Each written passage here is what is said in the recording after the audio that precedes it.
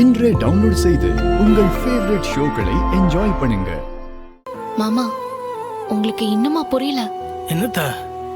அவனை பார்த்தாலே சிடுசிடுன்னு கோவப்படுவா. அவனை பத்தி பேசினாலே எரிஞ்சு விழுவா.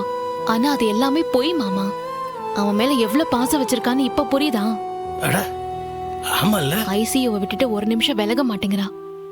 அவன் மேல வெச்ச கண்ணை எடுக்க மாட்டேங்கிறாளே. பாத்தியாத்தா, அவன் மேல இம்பிட்டு பாசத்தை வச்சுட்டு அவனை பிடிக்காத மாதிரி எரிஞ்சு எரிஞ்சு விழுந்துட்டு கிடந்தான். அவன் உசுருக்கு ஆபத்துனதும் எப்படி கதறி அழறான்னு பாத்தீங்களா? மறைக்க முடியல. இப்பதான் உண்மையே வெளியில வருது. இப்ப என்னத்தான் செய்ய? பரவாயில்ல, அவ அழறது நல்லதுதான். அவ பாசத்தை வெளியில காட்டுறதும் நல்லதுதான். விடுங்க, அழட்டும்.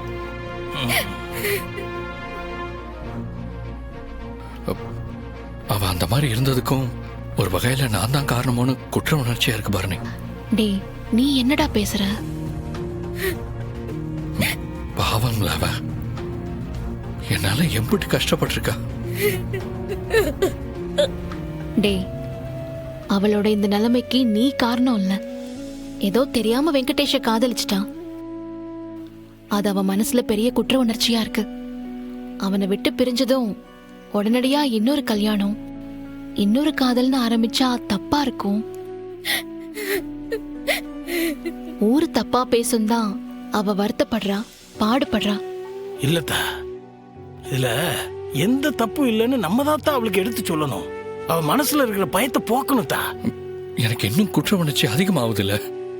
என்னோட டார்ச்சரை தாங்க முடியாம தானே அவ அவசரமா வெங்கடேஷ கல்யாணம் பண்ண வேண்டி இருந்துச்சு. என்கிட்ட இருந்து தப்பிக்க தானே அவ வெங்கடேசனே கல்யாணம் பண்ணிக்கிட்டா. அவங்க அவங்களுக்கு பழிய அவங்க மேல போட்டுக்கிறதே ஒரு வேலையா போச்சு பாண்டி. இத பாரு பாண்டி, இதுக்கும் உனக்கும் எந்த சம்பந்தமும் இல்ல. முதல்ல அறிவு கண்ணு முழிக்கட்டும். அதுக்கப்புறம் நடக்க வேண்டிய பாசிட்டிவான காரியத்தை மட்டும்தான் பார்க்கணும்.